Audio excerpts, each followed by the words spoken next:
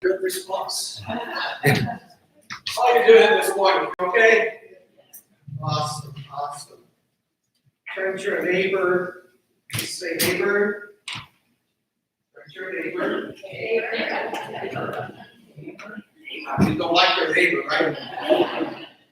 It's gonna be great today. So that's what it is. So praise God. It was interesting yesterday. I was going to a place and I had to say my name. And person asked me, I don't know how many times, and I said, oops. I was using my voice. So anyways, and I said it so many times, and she kept repeating something completely different. I said, she said, what's her name? Call the person that was going to meet with me, and I said, Eneyas, and she said, Anas. I said, Eneyas. She said everything but Eneyas. And then I noticed she looks like one of those persons that goes to church. So I'm going to try this technique. Do you remember the biblical passage, the road to Eneyas? And she looked at me and she said, no. Okay, never mind then. Keep on calling me whatever. And I'll be okay. Thank you, Jim.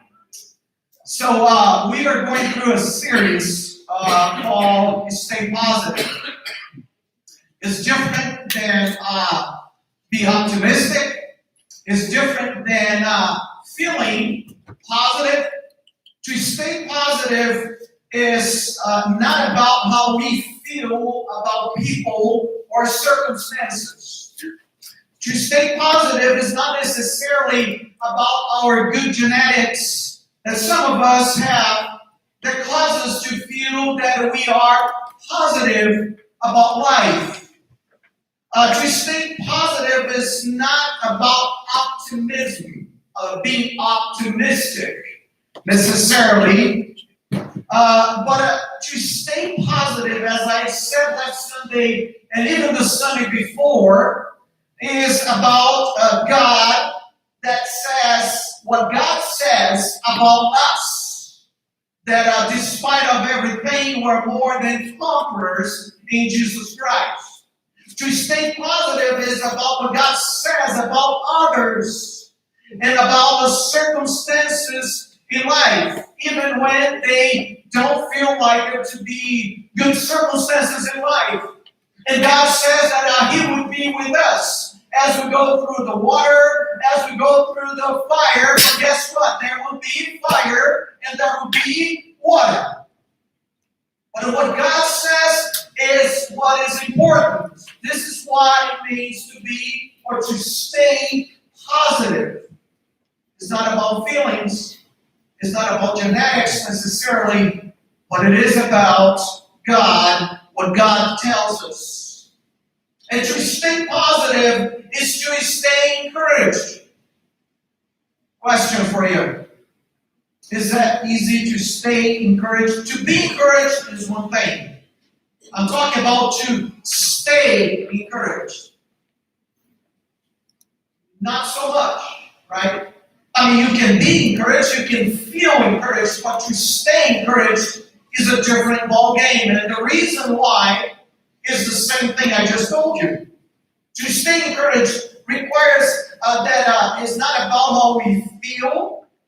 To stay encouraged is not necessarily about words that people tell us. Hey, keep on going. You're going to be doing great. Though good words, nice words are good. Please don't stop encouraging people, okay? But words can last so long.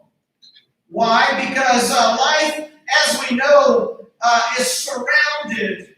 We are surrounded by chronically negative circumstances, and those chronically negative circumstances cause us to feel or to be discouraged. Those circumstances are like voices in our lives. Actually, from birth to elderly phase in our life, if you think about it, we're surrounded by noise, right? The world is really, really noisy. And I don't mean to say the noise necessarily that we hear, which can be true as well, right? Especially if you have neighbors that are really loud, right? That can be a reality. But that's not what I'm saying necessarily. I'm saying that circumstances that become negative in our lives are circumstances that cause us to feel like we're in the midst of this noise in our head, in our emotions. And those noises, those voices cause us to become agitated. Some of you may know this, that I like to practice yoga once a week.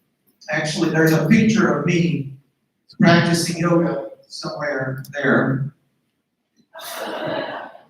Oh God, I hate awkward pose, right? So, but the idea is that it's one of the most, I practice because I like not anything about the spiritual side of things there, but because of the body and how it helps me to relieve, some stress and so forth. But it's amazing to me when you are practicing, the idea of practicing yoga is sort of a meditation. It's for you to be shutting off everything that is surrounding you so you can think of your breathing, right? Learn how to breathe. Many of us don't anymore. We barely know if we're breathing, right? And so it helps you to calm things down and so forth. But it's amazing to me how my mind keeps racing. And I start thinking about all sorts of crazy things. Usually Fridays, that's what I do, because typically are my day off. But Denise is working. She gives me a list of groceries to go grocery shopping afterwards. And I keep thinking about the list, and because I always forget something. And I know I forget something at home, and she's going to ask me, did you buy whatever? And then she gets something, I told you, right? And my mind keeps racing for things that are absolutely, there's no relevance. But my mind keeps racing, and I cannot help myself. You see, it's really difficult to be in silence and steady. It is.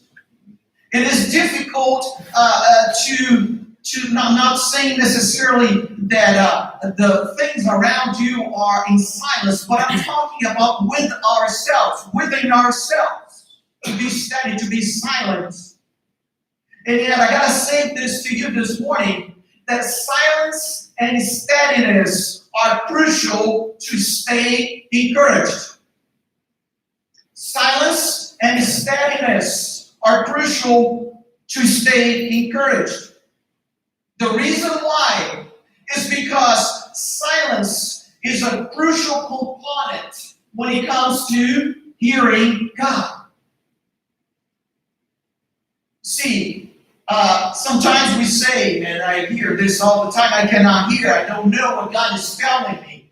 It feels like all these things are coming at me and I don't know. And it is as if, and we even say so, God is silent.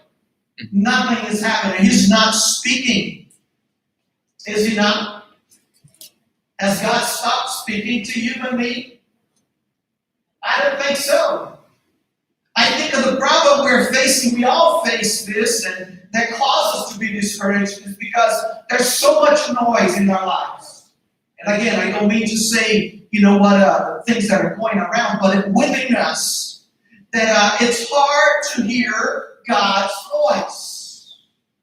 This morning, I want to propose to you a biblical passage that comes from Psalm 46, where silence and hearing God are crucial. And silence and hearing God in the midst of all the turmoils that are going on. And because silence and hearing God, the practice of hearing God are crucial, and silence obviously is connected to that, that we learn how to use this so that we start listening or hearing God in the midst of chaos. That's my goal for me today. So Psalm 46, I want you to do something as you hear this passage. I want you to close your eyes. Don't worry about your purse. Nobody's going to steal your purse here. Just close your eyes, and you're going to hear the passage. Okay? So no peeking or anything. Just close your eyes. Just breathe for a little while as we hear this passage from Psalm 46. Psalm 46. God is our refuge and strength, always ready to help in times of trouble. So we will not fear when earthquakes come and the mountains crumble into the sea. Let the oceans roar and foam. Let the mountains tremble as the waters surge. A river brings joy to the city of our God, the sacred home of the Most High. God dwells in that city. It cannot be destroyed. From the very break of day, God will protect it. The nations are in chaos, and their kingdoms crumble. God's voice thunders, and the earth melts. The Lord of heaven's armies is here among us. The God of Israel is our fortress. Come, see the glorious works of the Lord. See how he brings destruction upon the world. He causes wars to end throughout the earth. He breaks the bow and snaps the spear. He burns the shields with fire. Be still and know that I am God. I will be honored by every nation. I will be honored throughout the world. The Lord of heaven's armies is here among us. The God of Israel is our fortress. Open your eyes. We have enough already. This is the word of the Lord. Thanks be to God. Amen. When you hear this word in the way you did, some things must really be highlighted, if you will. You notice there's a lot of noises going on, right, in this text.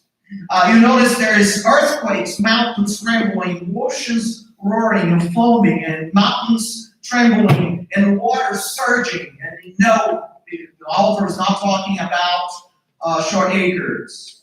Okay, that didn't work. Take a note. Don't ever do it again. Okay. But the idea is this, that the water surging and all those things, and when you close your eyes like you did, the intent is for you to feel that there is this agitation going on, noise going on around the psalmist. He's describing this in a way that is, all these things are going on. And by the way, this is a hymn. This is a song. Originally was written as intended to be a song or a hymn. And he describes all these catastrophes, and he mentioned all about these things that are pulling the psalmist in all sorts of directions. How many of us, even this morning, feel this way? Even right now, feeling pulled in different directions for different reasons. So when he started describing the catastrophic events in the initial part of Psalm 46, the psalmist was trying to describe truly how noisy life is. In his own poetic way, he was trying to describe how things keep on pulling in different directions. Normally, even if it's a good thing, it can become a negative thing because you keep your mind is racing and your emotions and everything seems to be agitated. Breathe. How noisy is your life this morning? I mean, let me ask you a few things. Noisy in terms of the rhythm of life that you feel you have to be on all the time. How many of us feel like we need to be on all the time, and we keep piling up things, and we need to be on? Noisy because of the constant anxiety for all sorts of things, because we might be facing some uncertainty in the future tomorrow, and then the noise of that unknown future is in our mind. Noisy because our present struggle as it relates to difficult relationships. And we cannot solve in the noise of those voices in our head. Or noisy because of stress in our job, stress in the family, stress in the business, and the list goes on. You know what you're struggling with, all the noises that is in your head. So the fact is, life keeps on getting noisier and noisier. If there is any other voice, which there is, we cannot hear it. We can't, because all those voices. One of the most difficult times for me was when I was in seminary, that we had to go through this, I would say, retreat, where we're going to practice silence prayer. I mean, you gotta be, by yourself in this silence prayer moment, and it's tremendously difficult because we are used to all these voices in our head. And so we keep on going and things get agitated, just like the text says. The psalmist goes on, and as you see in verse 6, he describes and illustrates that when he says, the nations are in chaos and their kingdoms crumble. Meaning, noise is always going to be around. Things are always going to be happening. Now, what I want you to, if you don't remember anything else that I said, I want you to keep this in mind. In the midst of this negativity, all this chaos going on, from verses 1 to 11, the psalmist seems to repeat intentionally an important idea. I want you to turn to your neighbor and say, neighbor, if you didn't pay attention, it was not important at all. But now, wake up. This is important. Okay? So here's the deal. The psalmist, he describes actually throughout this 1 to 11 that in the midst of this chaos and so forth, God's presence, God's security, God's peace, God's authority, God's strength, God's voice is constantly present in the midst of chaos of life. What is difficult for me is difficult for you because we don't practice the presence of God. We don't silence ourselves enough to hear His voice. He says in verse 1, God is our refuge and His strength. Listen to this, always, not sometimes, not every so often, always ready to help in times of trouble. Always. A river, he says in verse 4, brings joy to the city of our God. Peace, shalom. The Lord of heaven's armies is here among us. God of Israel is our fortress. I mean, there's no circumstances in the mountains trembling and everything else happening where God is not. If you read carefully, there's all the agitation, and it's easy for you and for me to pay attention to the agitation that is going on around. But God is present, no matter what. It is there all the way, in the midst of the chaos or the noise that's going on. Actually, he says that God speaks, and He doesn't speak softly. He speaks really loud. He says in verse 6, God's voice thunders and the earth melts. I mean, when God's voice thunders, it's not a soft sound. It's got to be pretty loud. What that means for us is that shows how much you and I have noise going on in our lives. Because if God's voice thunders and the earth melts, the noise in our lives must be really louder than that, because we cannot hear God's voice sometimes. Are you with me so far, church? Amen. You see, voices of anxiety, voices of fear, voices of pride, voices of turmoil, voices of insecurity, and the list goes on. They are getting louder and louder in our lives. He comes to this point, and the psalmist in verse 10, he says something that you may be familiar with when he says, "Be still and know that I am God, and I will be honored by every nation. I will be honored throughout the world." Psalm 46 suddenly shifts from the psalmist's voice into God's voice. So far it is the voice of the psalmist, but then all of a sudden it becomes God's voice and says, "Be still." The literal translation should be relax. Take a chill pill. Yeah, that was not either. So, anyways, it's literally that's what it is. But it is not it is a command. In the midst of this poetic thing, there's a command. Not a command when a captain or a general gives to a soldier. I have not had the privilege to be in the military, but some of you have.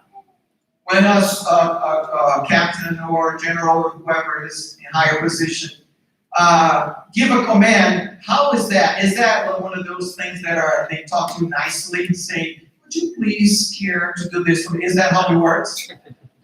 William, where are you? How does that work? Thank you, buddy. You're not helping. So it's not like that at all. The command is really not nice.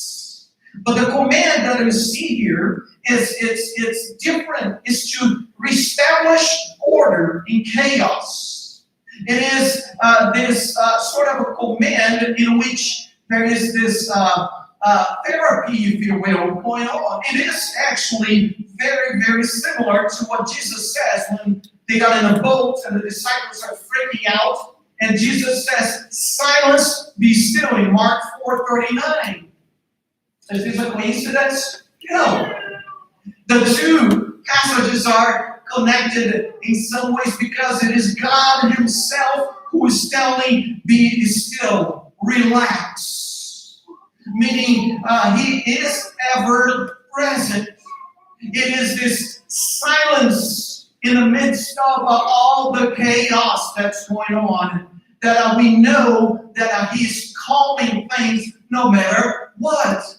It's just like you're dodging bullets. I don't know how many of you remember the movie Matrix. The movie, there's a scene that was really epic scene where he is dodging bullets. That's me, by the way, doing that kind of thing. After my yoga class. Hello. So you have that because truly, this really describes what is going on here. It's like the bullets are flying, but you wanted this in slow motion. Slow motion, where the bullets are coming, but you are not being affected, if you will. The bullets keep on coming, but you are still. You are relaxed in the midst of chaos. Only when we learn to be silent and steady, we can stay positive, and then therefore we stay encouraged. That, my friends, comes with the practice of the presence of God in our lives. The practice of silence, shutting off all the noise and focusing on what God is speaking to us all the time.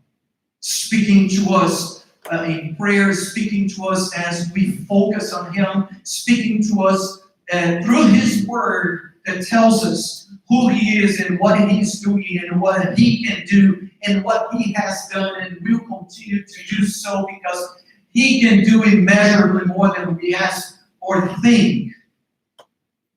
It is to say that He has and will always be in charge over everything. God's voice is crucial for us to not only feel, but to stay positive and stay encouraged. Be still, relax, and know that I am God.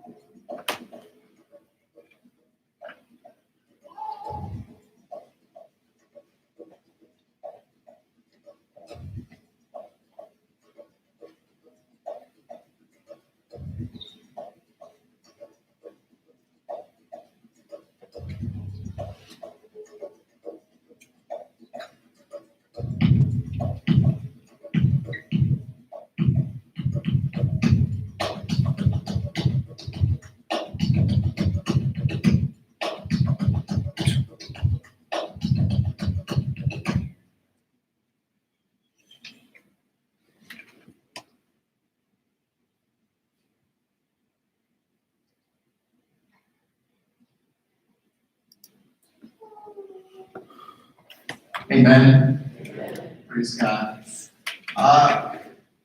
Today we have some, let's say, sad news in a way, because Mia and Carly would be leading worship with us for this